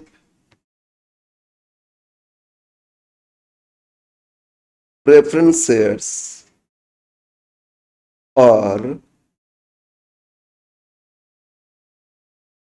रिडीमेबल, अगर प्रेफरेंस रिडीमेबल है तो उसमें फॉर्मूला क्या लगेगा। ओके, तो लिखो KP equal to cost of preference. Debenture में जाओ एक बार, डिबेंचर में तो आई इंटू 1 - टी था, तो इसमें पीडी हो जाएगा, 1 - टी नहीं लगेगा, सिंपल है ना। प्लस 1/(आरबी - एनपी) लगेगा। अरे रिडम्पशन प्राइस उसमें भी तो हो रहा है रिडीमेबल, नेट प्रॉफिट भी तो था ना, बट 1 - टी इसमें लगेगा नहीं, इसमें टैक्स बेनिफिट बोल के कुछ होता नहीं। समझ में ना? तो क्या करोगे बोलो, divide by NP plus RB by 2, as it is करोगे एवरेज, सब कुछ सेम है, सिर्फ चेंज क्या होगा, टैक्स का इंपैक्ट नहीं देखना है। क्लियर है ना? तो अब बोलो, तो बोलो फॉर्मूला क्या लिखोगे, बताओ आप, बोलो बोलो, PD plus 1/n RB minus NP whole divide by NP plus RB, या आरबी प्लस एनपी एक ही बात है, ए प्लस बी प्लस है, एक ही होता है, लेकिन माइनस में उल्टा होता है। तो RB NP plus RB by 2 और इनटू क्या हो जाएगा 100, बस। टैक्स का उसमें कोई इंपैक्ट नहीं आएगा। समझ में है ना? टैक्स बेनिफिट कहां मिलेगा, डिबेंचर में मिलेगा इंटरेस्ट, है ना, लेकिन यहां कोई टैक्स बेनिफिट नहीं, टैक्स देने के बाद ही हमको डिविडेंड देना होता है, तो फिर इसमें टैक्स का कोई कंसिडरेशन नहीं करेंगे। अब देखो दोनों रिलेट करो, फॉर्मूला एकदम आराम से हो जाएगा। समझ में आ रहा है ना? रिडीमेबल क्या करोगे, इरिडीमेबल क्या करोगे। क्लियर है? तो हम लोग क्या सीखे, formula cost of preference share सीख लिए। इसका एक एग्जांपल लेते हैं। और इक्विटी में ना बहुत सारे फॉर्मूला है, क्योंकि इक्विटी में डिविडेंड तो फिक्स नहीं है, तो डिविडेंड नहीं दे रहे तो किस बेस पे करेंगे।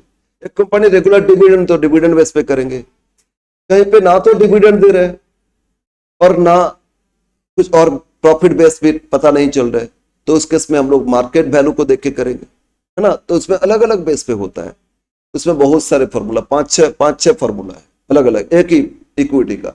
तो आज हम लोग यहां तक करेंगे, ठीक है।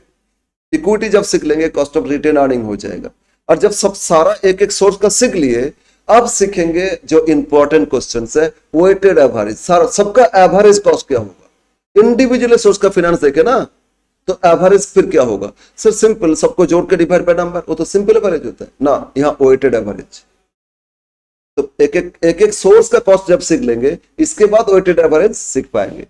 और वही क्वेश्चन ज्यादातर पूछता है, और ये सब बिना सीख के वो तो नहीं हो पाएगा ना, एक एक का कॉस्ट ही नहीं पता तो एवरेज कैसे करोगे। इसीलिए पहले इंडिविजुअल कॉस्ट एक एक सोर्स का सीख लोगे तो हो जाएगा। तो एग्जाम्पल लिखो इसमें, एग्जाम्पल थर्ड, ये प्रेफरेंस का एग्जाम्पल, ठीक है। थर्ड में ए, Z Limited issued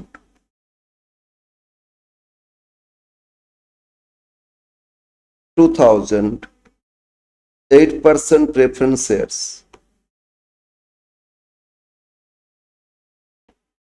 rupees 1000 each, at a premium of 5%. Z Limited issued कितना, 2008% preference share of rupees 1000 each at a premium कितना, 5%. Expenses on issue rupees 4000. Expenses issue कितना दे दिए, 4000, and tax rate 30%. A question A. B, actually एक redeemable एक irredeemable, दोनों हम एक ही में कर लेंगे, ए बी करके। Again, K limited issued 4000 9% preference shares, rupees 200 each, at a discount, at a discount of 5%, at a discount of 5%.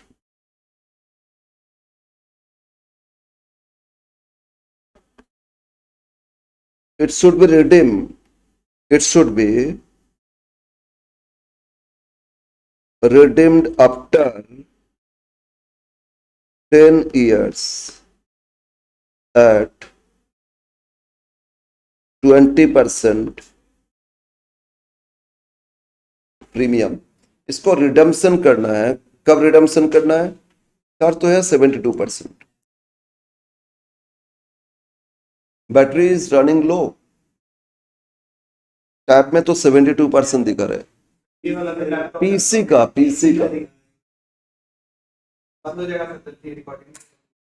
ओहो इधर ऑफ था, ठीक है, इतना टाइम क्लास लिए उधर पता ही नहीं चला, ठीक है। तो yes, it should be redeem after 10 years at a premium कितना, 20% premium. The rate of tax 30%. Find cost of preference share. Yes. तो दोनों ले लिए, एक पार्ट तो रिडीमेबल और एक इरिडीमेबल, राइट। लिख लिया क्वेश्चन, सॉल्यूशन।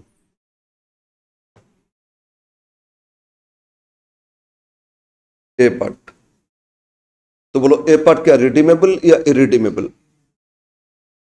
परपेचुअल।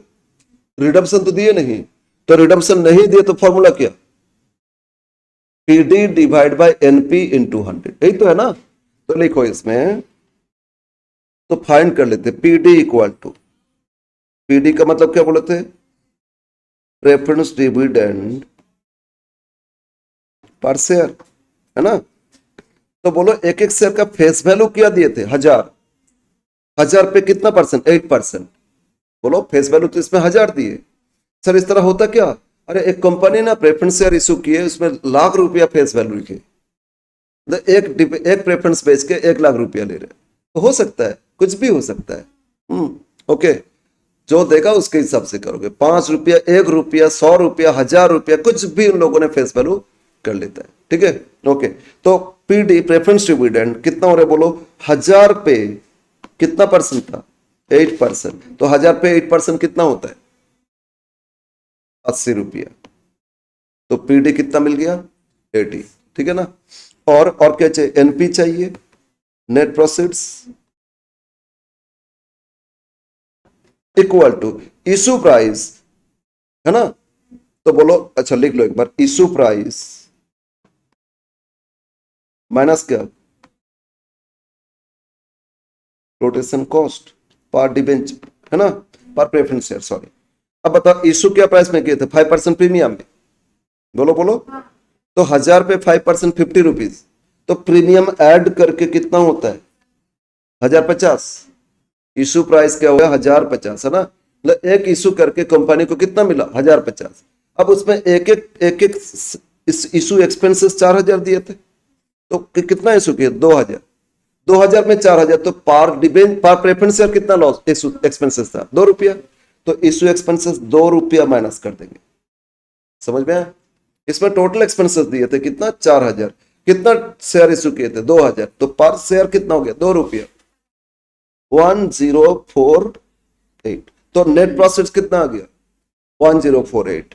बस, इसमें टैक्स तो नहीं देखते, तो पुट कर दो। Therefore KP equal to PD divide by NP और इनटू 100।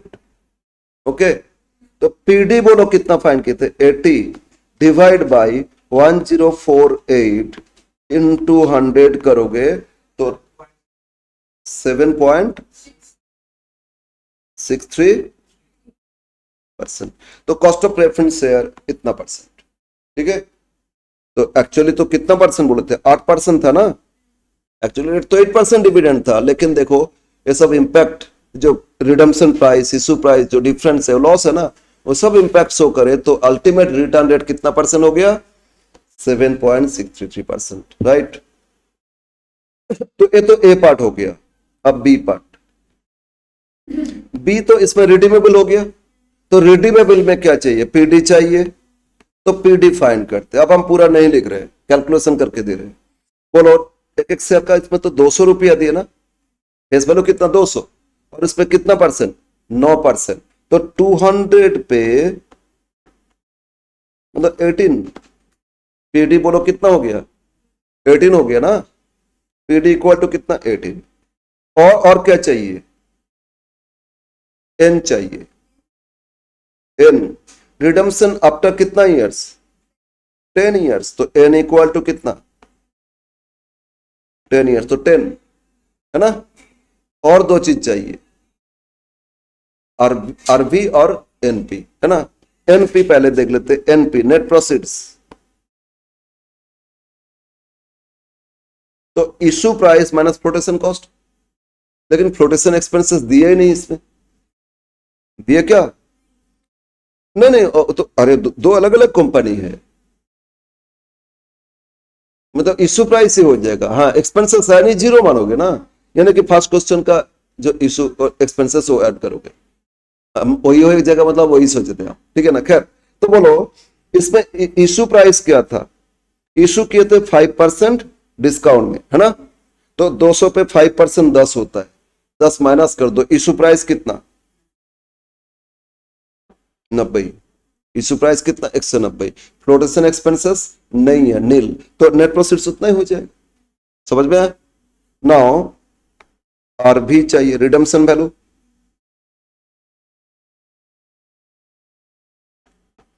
एक शेयर 20% प्रीमियम में रिडम्पशन हो रहे हैं, तो 200 में 20% 40 होता है ना, तो रिडम्पशन प्राइस क्या हो गया?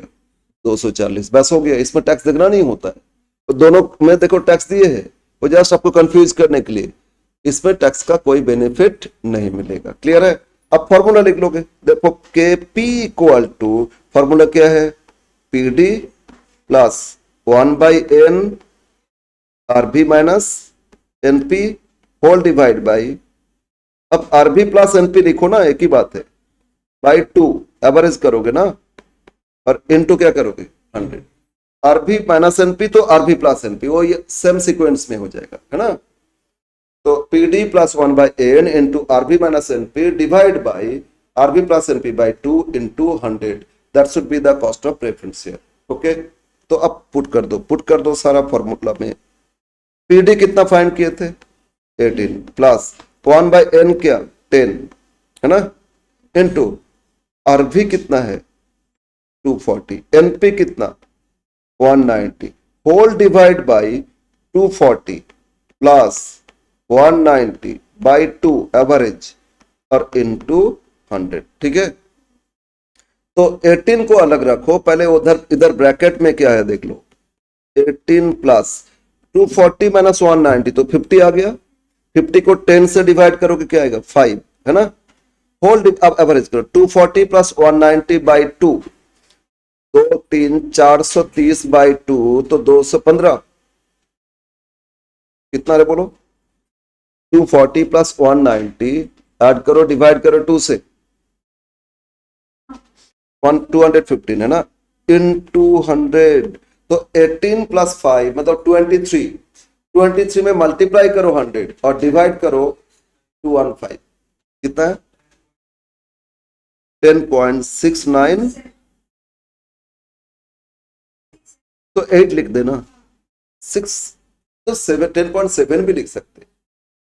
ओके, तो ए हो गया कॉस्ट ऑफ प्रेफरेंस है, KP इक्वल टू, अगर रिडीमेबल तो ए हो जाएगा आंसर, और इरिडीमेबल तो फर्स्ट का आंसर। समझ में आया? बोलो बोलो, समझ में आया या नहीं? फॉर्मूला ज्यादा रटना नहीं है, बस कंसेप्चुअली समझो, आराम से हो जाएगा, ठीक है ना। ओके, तो आज यहीं तक करें ना। अच्छा, आप लोग को कुछ होमवर्क देते, कुछ होमवर्क आप लोग को देंगे कॉस्ट ऑफ कैपिटल में, क्योंकि स्टार्टिंग का बहुत सारे क्वेश्चन आप लोग कर सकते हो। Question 1, question 2, question 3, question 4, question 5, यहां तक आप लोग कर सकते हो। 1 से 5 तक सारा क्वेश्चन ट्राई कर सकते हो, ठीक है। और 6 से इक्विटी आ रहा है तो उसको एक बार रहने दो, हम एक बार डिस्कस कर रहे हैं क्वेश्चन। देखो इधर क्वेश्चन 1 यहां क्या दिए, बोलो क्वेश्चन 1 क्या दिए?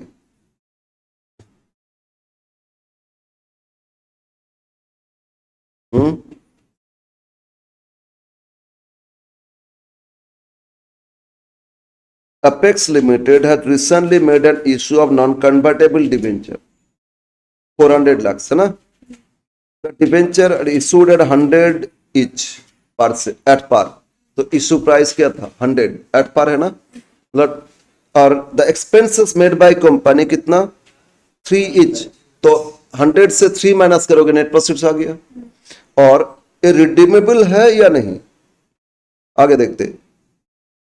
And it carries interest 14%, interest payable annually, debenture should be redeem after 10 years, तो रिडीमेबल हो गया ना, तो रिडीमेबल का फॉर्मूला लगा दोगे, क्लियर है।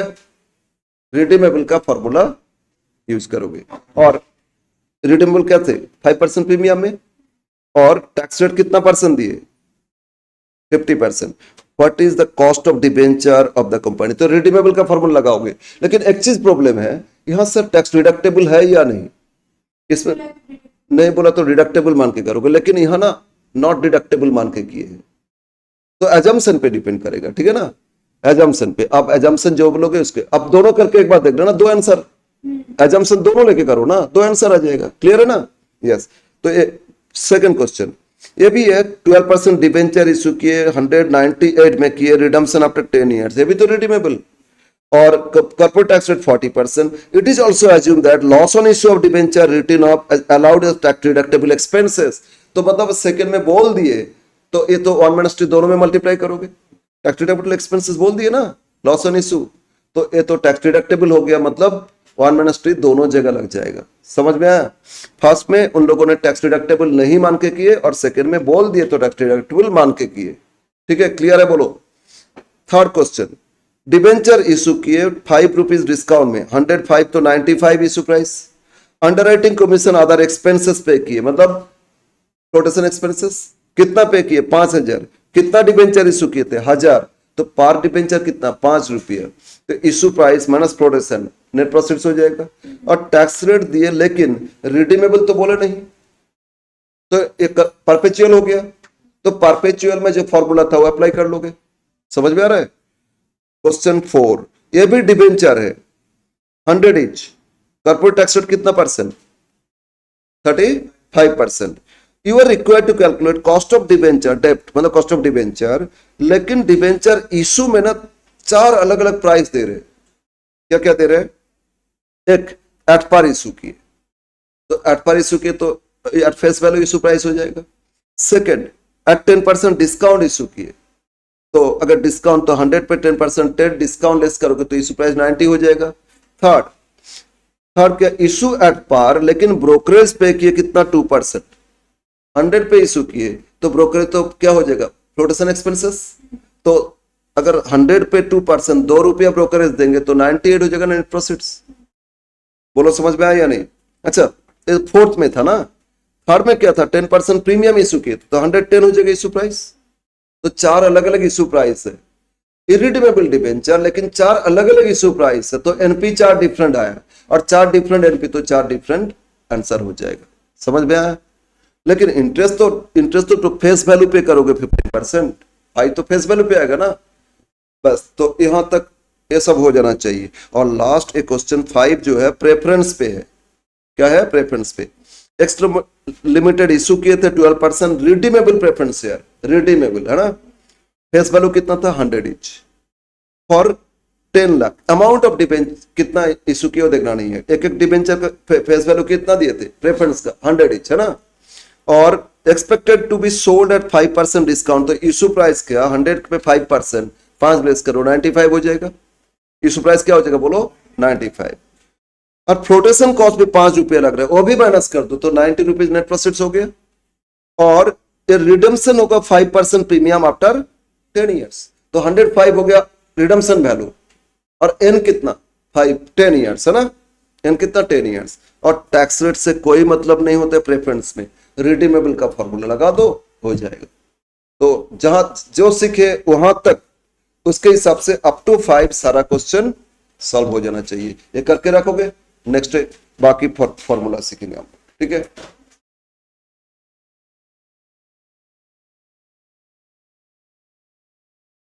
संडे हम क्लास नहीं लेंगे, बोलो ना, हम आउट ऑफ स्टेशन जा रहे हैं, हम बाहर जा रहे हैं। वेडनेसडे भी नहीं लेंगे, इसके बाद फिर हो जाएगा। ओके, समझ में?